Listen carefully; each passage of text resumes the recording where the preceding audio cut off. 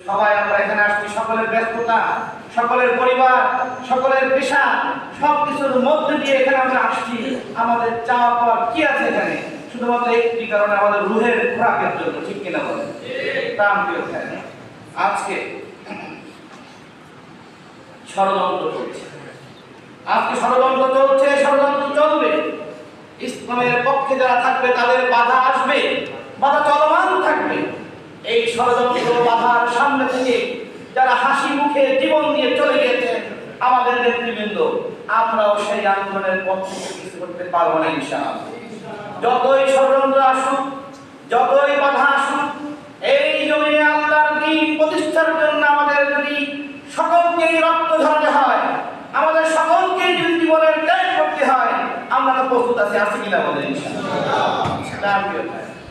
আমরা এইবারে কর্মশালা করেছিলাম আগে একবার এই দোকানে।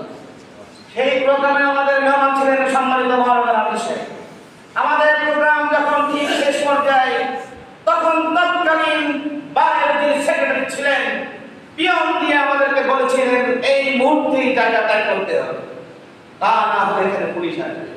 আমরা আল্লাহর লীলাখানা বোঝা মুশকিল। আজকে সময়ের আবর্তনে আজকে ঠিকই ইসলাম আছে, ইসলামের পক্ষের লোকরা আছে, আর সেদিন যারা কোরআনের আয়াতকে সহ্য করতে পারেনি আল্লাহ তাদেরকে নিভিয়ে দিয়েছে। ঠিক কিনা বলেন? আজকেও ষড়যন্ত্র আছে। এইবারে একটি ছোট্ট গল্প আমি আপনাদের সামনে একটু বলি। প্রাণ প্রিয় ভাই, এক ভাইয়ের, আমাদের এই বারের এক আইনজীবীর গল্প, জীবন্ত গল্প। তার এক মক্কেল এসেছিল, তার অভিযোগ ছিল তার সাথে রেপ হয়েছে, তার সাথে স্বামী স্ত্রীর বিবাহ হয়েছে, কিন্তু সেই লোক শারীরিক সম্পর্কের পরে তাকে জোর করে তালাক দিয়েছে। এখন তিনি কি করতে পারেন? সেই ভাইয়ের বক্তব্য হচ্ছে তাকে পরামর্শ দেওয়া হয়েছে, ওই লোক যেহেতু অসৎ চরিত্রের, ওকে সুযোগ দিলে, ধান বিলিয়ে দিলে আবার সে ধান দিতে আসবে। তুমি আবার ভাব করো, আবার ষড়যন্ত্র করো, আবার যখন তোমার সাথে কোনো শারীরিক সম্পর্ক হবে তুমি সেদিনকে আদালতে যাবে, সেদিনকে থানা পুলিশে যাবা, তোমার মামলা হবে, তার বিচার হবে। আমরা যারা এখানে আইনের লোক সবাই বিষয়গুলো জানি। পরামর্শের সেই মহিলা একদিন সেই আইনজীবীকে ফোন দিলেন, সেদিন ছিল শুক্রবার। ফোন দেওয়ার পরে বলেছিলেন যে সিনিয়র, আপনার সেই পরামর্শ কাজ হয়েছে। কি হয়েছে? আজকে ঘটনা ঘটেছে। সেই উকিল পরামর্শ দিয়েছিলেন একদিন থানায় চলে যাও।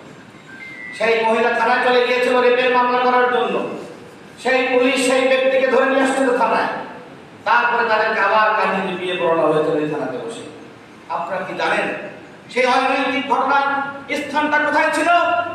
এইবারে আমাদের যে শয়নকক্ষ ছিল, সেই শয়নকক্ষে বসে এই ধরনের অনৈতিক কর্মকাণ্ড সম্পাদিত হয়েছে। একটি উদাহরণ বললাম মাত্র। যদি খোঁজ নেওয়া হয়, তালিকা করা হয়, নাম ধরে ধরে বলা হয়, এইবারে এরকম অসংখ্য অনৈতিক ঘটনা অনেকের উদাহরণ পাওয়া যাবে। আজকে আমরা এখানে কোরআনের আলোচনা করেছি, আজকে আমরা ব্যানারের পিছনে পর্দা লাগাইনি, আমাদের প্রোগ্রাম কি সুন্দর হয়নি?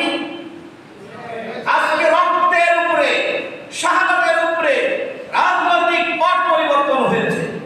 আমিরে জামাত ঘোষণা দিয়েছেন এই স্বাধীনতার কৃতিত্ব শুধু জামাত ইসলাম নিতে চায় না, কিন্তু জামাত ইসলামের একটা বড় স্যাক্রিফাইস আজকে এই পট পরিবর্তনের পিছনে আছে। আজকে আমরা সবাই মিলে একটি অ্যাডহক কমিটি গঠন করেছি। আমরা বলেছি ষড়যন্ত্র শেষ হয়নি, একটি পর্দা দিতে আপনাদের একটা বঞ্চিত হয়ে যায়। মনে রাখবেন, যারা রক্তের বিনিময়ে দেশের রাজনীতির পট পরিবর্তন করে দিতে পারে, নতুন করে প্রয়োজন হলে আবার অ্যাডহক কমিটি গঠন করার সিদ্ধান্ত নিতে পারে। প্রিয় ভাইয়েরা, আমরা আপনাদের কাছে আহ্বান জানাতে চাই, আমরা যারা এখানে আজকে এসেছি, আমরা আমাদের নিজেদের মানকে সমুন্নত রাখি।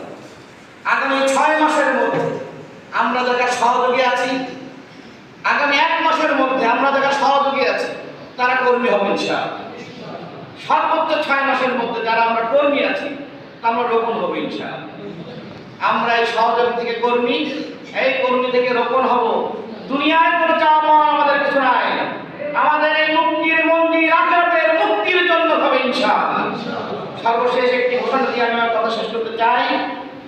প্রিয় ভাইরা, আমাদের প্রোগ্রামের সুশৃঙ্খলার স্বার্থে আপনারা জানেন যেহেতু বারের আশেপাশে অনেকগুলো পকেট দরজা, সবগুলো নিয়ন্ত্রণ করা আসলে সম্ভব না।